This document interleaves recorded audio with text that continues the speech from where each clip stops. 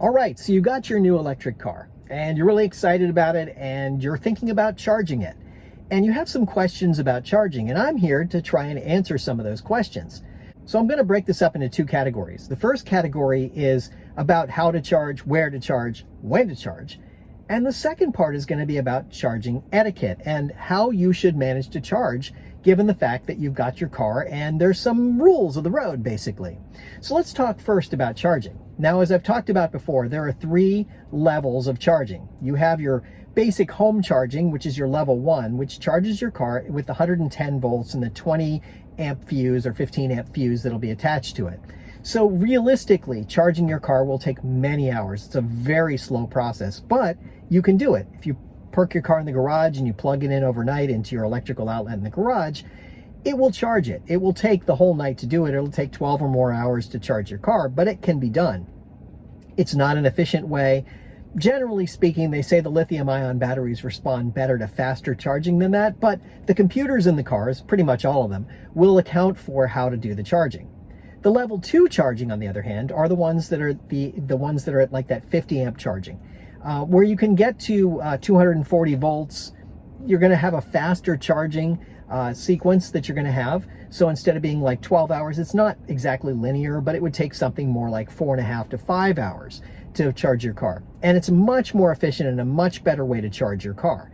And if you install one of these 240 volt outlets in your house, you're going to have a much easier time charging your car. And honestly, that will take care of probably 90% of your charging needs. You're going to drive to work, you're going to drive to wherever. It'll take care of most of your needs. You're not going to need to charge more than that. And then finally, the highest level of charging is your level 3 chargers. And these are the ones that are on the road that really charge at very fast rates. They're very high speed charging, and there's a lot of efficiencies that come with that. Now, charging at that rate is not necessarily good for the battery to charge like that all the time. So you really don't want to use these fast chargers all the time, but they're good for when you're on the road. So you're taking a road trip and you need to charge up. They're great. They're perfect for that situation. So you can go out there and use these chargers for exactly that reason. So they're really nice that way. And it's really helpful to have those chargers on the road. Now, the question is, okay, so I charge at home, maybe work or somewhere near work offers some sort of charging and it's free or it's inexpensive and I can do it that way. So now comes the challenge of what do I do when I'm out of the house? So this is where the apps, something like the PlugShare app, and I'm not getting anything from them, I'm just advertising them because I think they have a really nice app that's very helpful. The PlugShare app will help you to find charging stations around. They list out, people can add their own charging stations. So you can add your own home charging, you can put in the fact that you've got a level 2 charger, whatever you've got. And so businesses do it, individuals do it, all these people kind of add to sort of this community network. It's sort of this space where you can add in all these different charging and say, hey, you can charge here.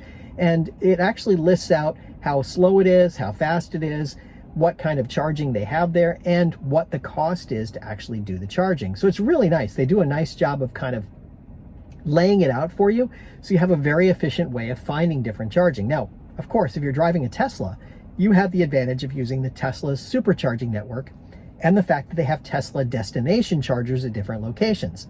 The destination chargers are really nice because they allow you to stop somewhere and actually do some charging when you're out. Typically they're a level 2 type charger. They'll be at about 240 volts and they'll charge up pretty fast, relatively speaking. So you'll find them at places of business, sometimes at hotels. So they're really helpful to have that way, and they're really nice. And Tesla makes it easy because you can find them right in the app in the car that's on the screen, and you can actually find the chargers and the destination chargers right there in real time. So it is very nice. It's very helpful.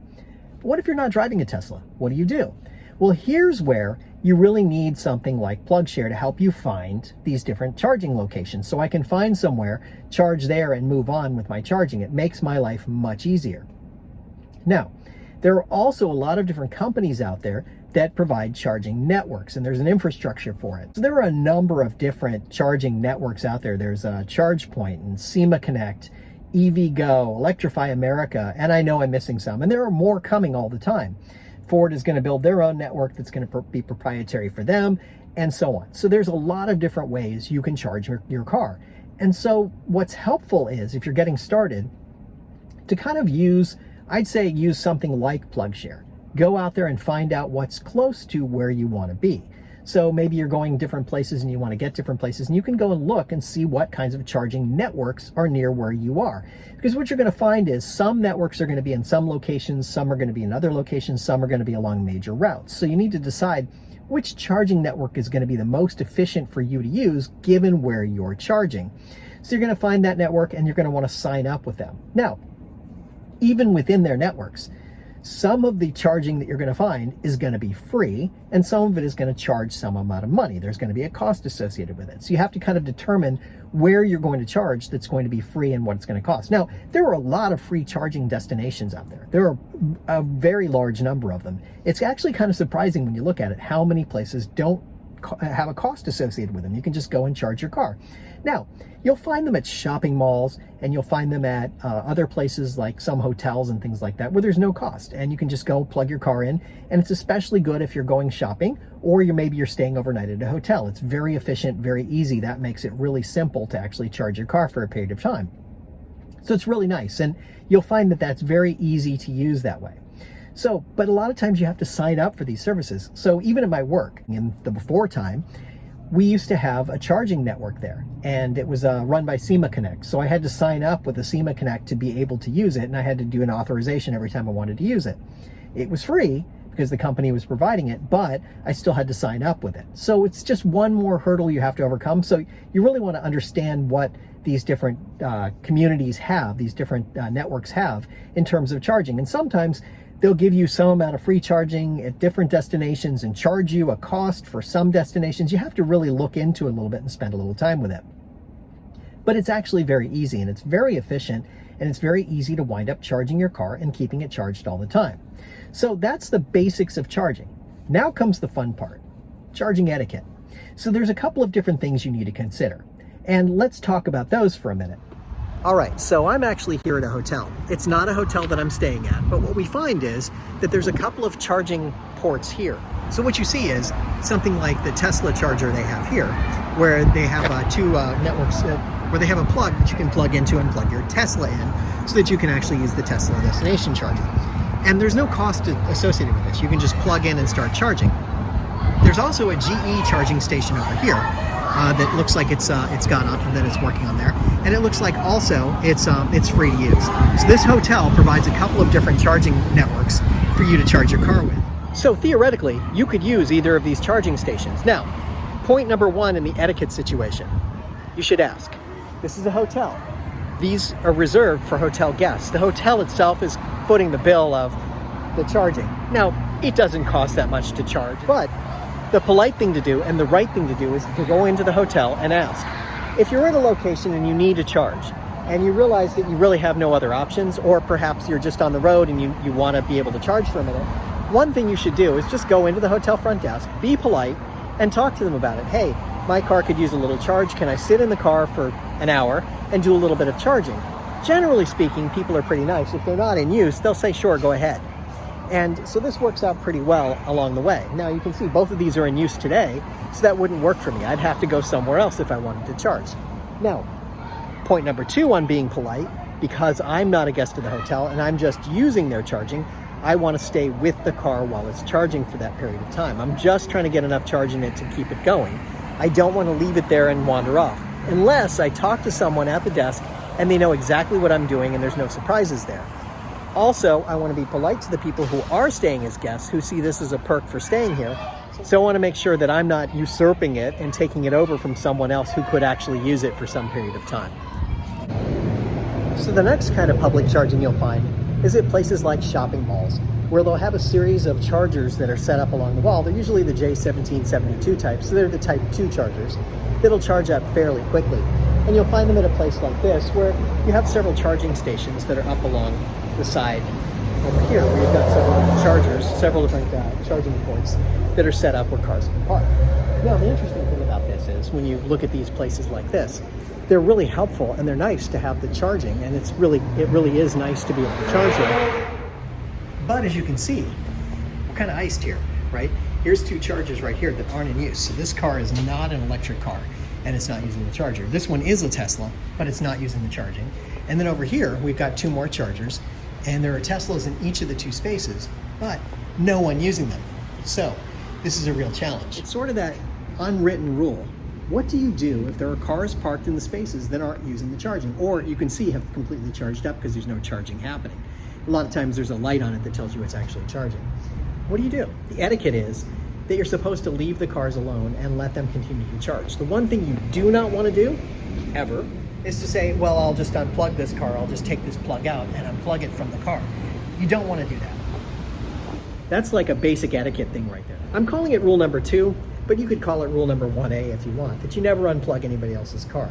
People are doing what they're doing. Now, theoretically, people should move their cars once they're charged, and they shouldn't be taking up the charging station with just parking there because it was convenient for them in some way. And sometimes, it's just when I look around this parking garage, I can see that the parking garage is pretty full. So as I look up further, I can actually see there are cars waiting. There are cars waiting for spaces. So it really is a pretty full parking garage. So I understand why somebody parks here, but they really shouldn't just park here like this. That's not the right way to do things. And the cars that are internal combustion engine cars that are parked in these spaces, that's not right either, because they're taking up a space that could otherwise be used for charging. So it's not the right thing. So there's got to be a better way. And one way is something that Tesla did.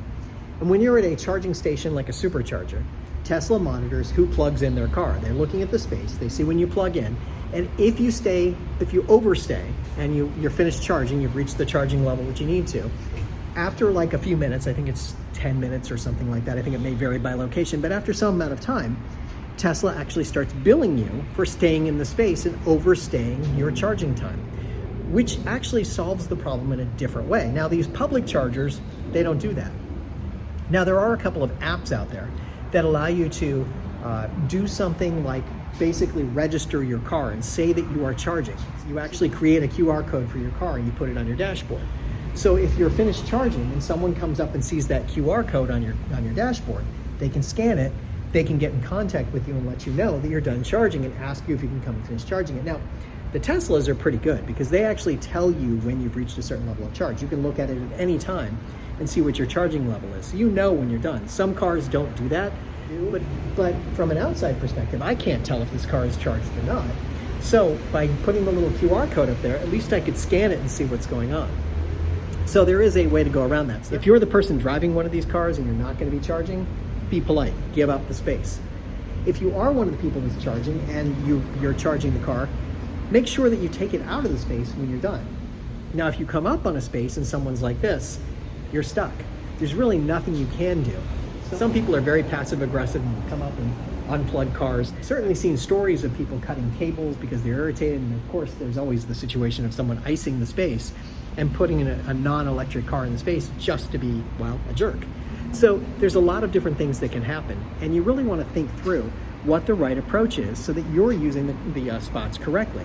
You don't want to be rude. You don't want to come across that way, but we have to be good citizens in a way. And that's one of those things that's really important. Now, I would like to share with you, I talked before about charging at work, and I had a charging situation at work where we had, I think it was 6 chargers, and there was about 20 to 24 people who had signed up to do electric charging at work. So they gave everybody a number and basically let you sign up with SEMA Connect and do your charging. But there was really no connectivity. We had no way of knowing who was charging, whose car was whose. We kind of knew each other a little bit, but there would be somebody new who would get a car and then would wind up getting a charging certificate and they'd be able to charge. So what we did, our workaround, was to create a WhatsApp group. We actually wound up creating a group, and in that group, we put everyone who had electric cars. And that way we could communicate with each other. It gave us a means to communicate, hey, that charging station number 4 is not working. And facilities was also in that group, so they could see that the charging network was not working, and they could send somebody out to work on it. They could alert us if they knew that something was going on. And on the other side, it allowed us to communicate with each other too. Hey, I'm using charging port number 1. I'm about to leave for lunch. If somebody wants it, come on down, or something like that. So we became a nice community of people who were actually communicating with each other and helping each other to have success with our charging. Some people drove from longer distances and needed a charge. Some people just enjoyed the privilege of charging. When I first got my car, one of the things I noticed was I wanted to charge at work and save some money, right? If they're going to give me free charging at work, I might as well charge it all the time at work and never charge at home. And what I came to realize after a very small amount of time was that charging at work wasn't saving that much money. It's negligible when you look at the actual electric bill and you think about the way this works.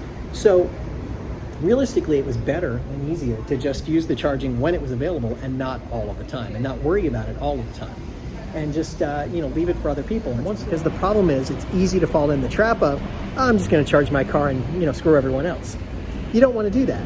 You want to be polite and nice. And yes, it takes many hours to sit at that charging station. I would only use that charging station here while I'm shopping. I wouldn't actually use it during the day and leave my car for some period of time. I would actually just use it while I'm shopping, the hour or two that I'm here, and then I would leave. But that's just me. That's the way I choose to do it, because I think that's the polite way to treat other people and say, hey, we can actually use the charging space and leave it open for some period of time. And if I'm not going to be shopping, or I really don't need a charge while I'm here, then I won't use it. So that's kind of how it works out for me. And there are others too. I'm here at a IKEA, actually, in the parking lot, in the parking garage of the IKEA. And there are several charging stations that are here. Now, these are not free, but they are convenient if you're driving an electric car and happen to be able to find one of the spaces available. Today happens to be a fairly busy day, so there really isn't a lot available in terms of electric vehicle parking, but it is here and it is very convenient if you're going to be shopping. And because you're in IKEA for several hours, this actually makes a lot of sense. Now, this one is run by ChargePoint, so there's a cost associated with it. It's not free, but that's okay. If you're willing to pay a little bit of money to do some charging, it's worthwhile. And if you come in at off-peak time, you can usually find a parking space. It's just right now it's kind of a peaky time, so it's a little hard to find something. Let's see, the charging stations are right here. So these are actually the charging stations right behind me here. So you can actually see them right here. So you can see there's a couple of spaces, and it says electric vehicle charging only. And so you need a ChargePoint account, but ChargePoint's easy to sign up for, and they'll actually bill you directly to your credit card. It's actually very easy to use. And in fact, someone just pulled out of this space right here. So there's an electric vehicle space right here. Had I come 2 minutes later, I would have just parked there. But I actually came a little bit earlier, just a couple of minutes ago, and that space was full. So it's kind of funny how that works. But anyway, it looks like the way they set it up, there's only two. So there's this one here is one of them, and then the other one is on this side. So there's only the two charging places here. So you would use one of them if you want to, and actually be able to pay for charging. They're going to cost you a little bit of money to actually do the charging, but while you're in IKEA, it's very convenient. So that's the difference. Sometimes you'll find some that are free, like we had up at the mall there, and sometimes you'll have to pay a little bit to be able to charge at a place like IKEA. So it's really your choice on what you think you want to do. Now, as far as etiquette goes here, very crowded, very busy. So you really want to be conscientious of that when you pick your time to come here. Is it worthwhile to actually do the charging that way, or is you better off doing the charging some other time in some other way? Really your call, your choice on what you think you want to do in that case. I didn't stop at any of the DC fast chargers, but they work the same way. There's a cost associated with these. It ranges anywhere from 15 to about 65 cents per kilowatt hour. Your mileage, of course, may vary based on whichever network you choose and how often you charge. Let's take a minute and recap all of the things that I talked about in this video. First off, let's talk about what I call the rules of the road for EV charging. Some of the things that you should know, I've got 5 items in here. The first is, don't have range anxiety. There's no reason to worry about range and worry about where you're going to charge your car. With a little bit of planning, no matter what car you drive, you'll find that there's charging networks all over the country and into Canada. Plenty of places to charge your car, so that should not be a concern. Second, where possible, stick to home charging. It's going to give you the least cost method to charging your car, and you can just set it up in your garage, much like this guy with this incredibly clean garage here with nothing in it. You can actually do the charging at home. Third thing is, know about charging types and the time frames it takes to charge. Just understand what the different methods are that are charging. There's the level 1 charger that's like your home outlets, the level 2 that's a little bit faster, and then there's a level 3, which is your DC fast charging. Next, use apps to find charging locations around. There are a number of interesting choices out there. I would try one or try them all and see which one you like best, and then work with that one to kind of build your repertoire. And finally, sign up for one of the charging services. Tesla gives you the charging service as a part of the car. But there are many other companies out there. If you don't have a Tesla, you'll want to sign up for one. If you're going to use your Tesla in other locations, you're also going to want to have one. And now let's move on to the all-important EV charging etiquette. I also have 5 items here for you to consider when you're thinking about charging. The first is charge and go. So when you get to an EV charging spot, whether it's a level 2 charger or whether it's a level 3, you want to just finish up and leave and move on your way and leave the charging for someone else to be able to do. Second, never unplug another car. That's sort of the faux pas, the cardinal sin that happens out there. People do it. Here's a video that I found online of someone doing just that. She unplugged one car, moved it to her car. That is not the right thing to do. Number 3, be kind. Now, while some EV chargers are restricted use for maybe, say, the people that work for a company, there are many others out there, say at a hotel, where you could ask nicely if you can use that charging, and many times they'll say yes. As far as ICE vehicles blocking a charging space, the ChargePoint group suggests this as an alternative, something you can put on someone's windshield as a nice way to say, hey, next time could you help us out? Thanks. This item, number 4, try and keep charging to 80%, ties back to number 1 pretty specifically. If you keep your charging a little lower, it will charge more efficiently because remember that last 20% charges slowly and will free up the space more quickly. So just try and not charge to 100%. And finally, help other EV drivers. There's a couple of ways you can do this. The social apps all have this universal feature to provide feedback on the charging station, which helps others. And then, of course, some of the actual charging apps where they allow you to do charging at their stations have a way to kind of communicate with other people to let them know what's going on. And then I mentioned something called Charge Buddy that lets you put a QR code on your windshield. That's a way that you can make it work as well.